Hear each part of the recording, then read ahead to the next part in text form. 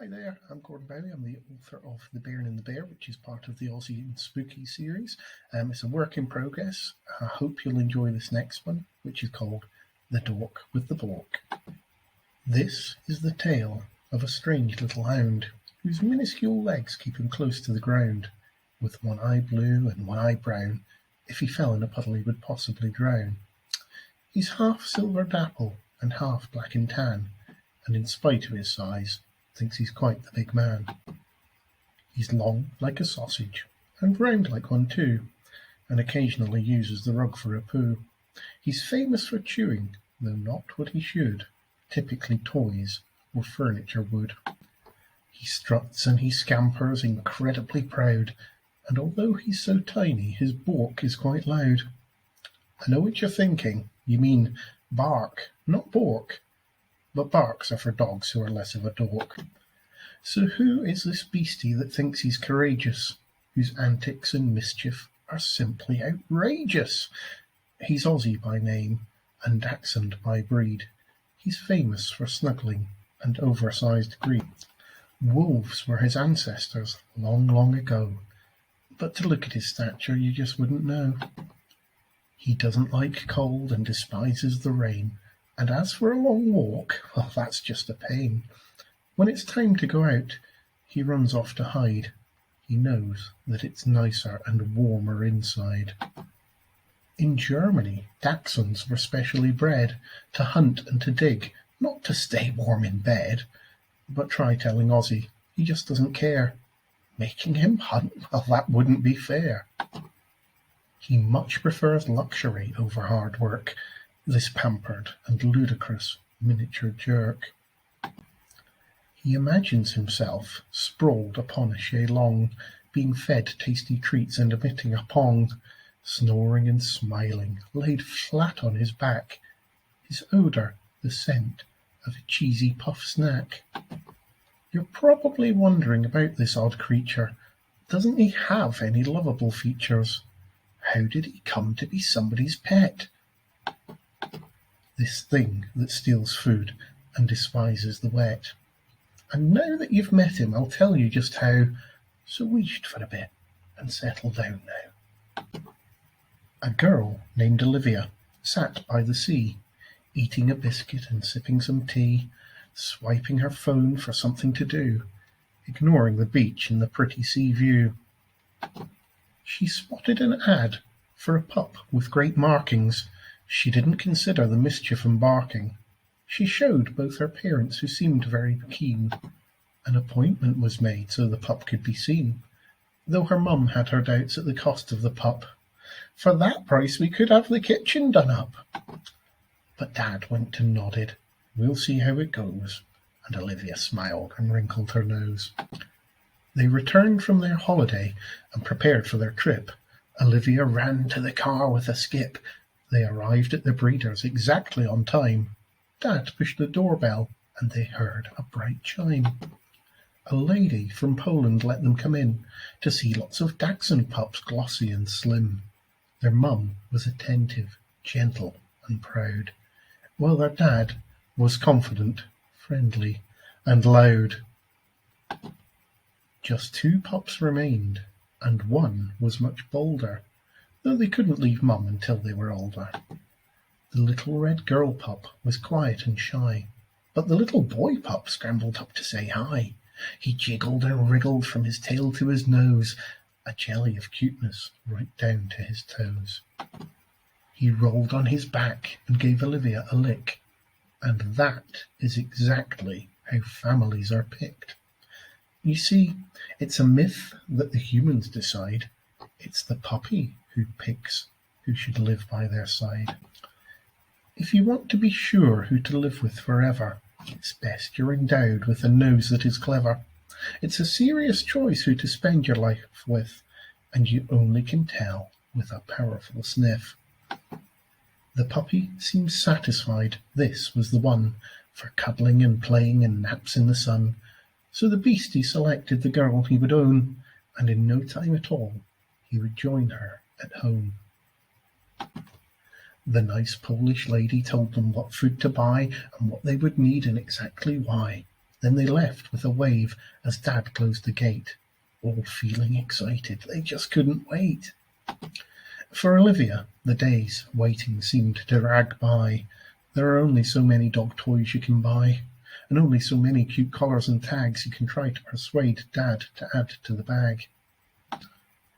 Dad said, "It's really important to know what you're doing to help pups with toileting, feeding and chewing."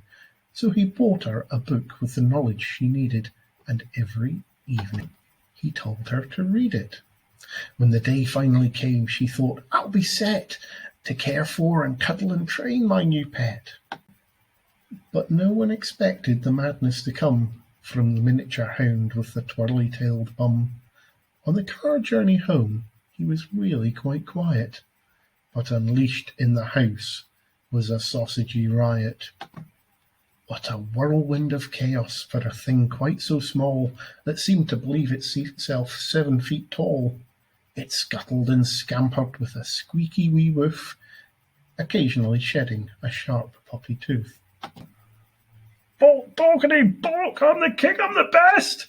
yapped the tiniest, silliest, noisiest pest. Dad asked, "Olipop, have you chosen a name?" So Olivia pondered as the pup played a game.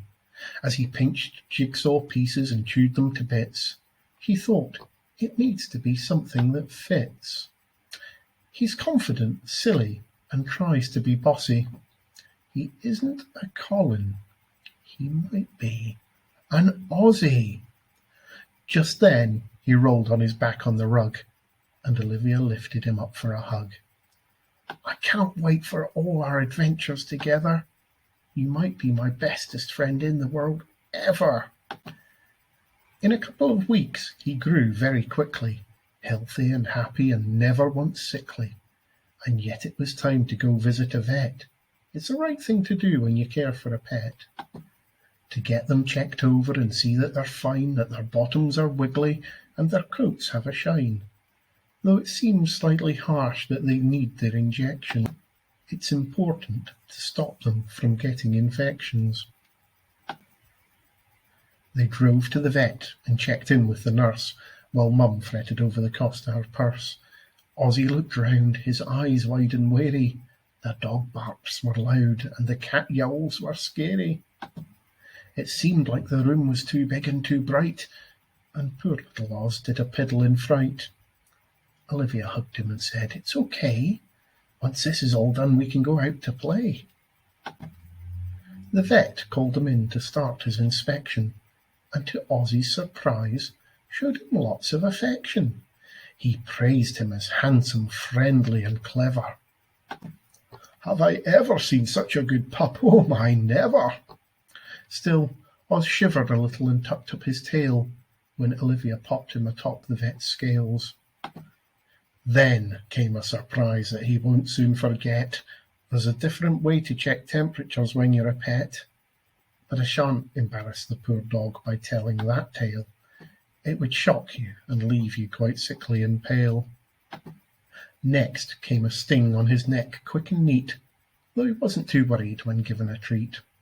"All done," said the vet. "You can soon walk outside." "Like a big dog," borked Ozzy, swelling with pride. As they left, lots of people cooed over his size, and Ozzy played up, making puppy dog eyes. "That wasn't so bad now, was it?" asked Dad. And if Ozzy was honest, it wasn't so bad. He felt chirpy and happy, but now needed a snooze. It can be quite demanding to be the focus of coos. So he settled down fast and was out like a light, as Olivia held him, gently but tight. More time passed, and then came the very big day, when outside the house became somewhere to play. In a fresh new blue harness with tartan and buckles, he still looked so small he elicited chuckle.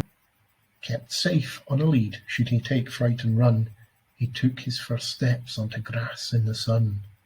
It felt strange and tickly on chunky wee feet, and ever so cool in spite of the heat. First one step, then two, then a bound and a hop, then 3 little tinkles and 1 tiny plop. The world was his kingdom to rule and lord over, the trees and the bushes, the roses and clover, places to scurry, to dig and to hide, till a plump pigeon's landing made him run back inside. He whiffed and he whimpered, "Olivia, help!" then stopped as he spotted the cause of his yelp. For all of his boldness and all of his spring, he fled at the flap of a wood pigeon's wing. He felt quite embarrassed. It wasn't a hawk, just enough of a fright for a dork with a bork. So now you've met him, you're ready for more, and lots of adventures still lie in store for a bairn and a bear and the one you've met here. But we'll leave those till later. It's time to sleep, dear. The end. So I hope you enjoyed that.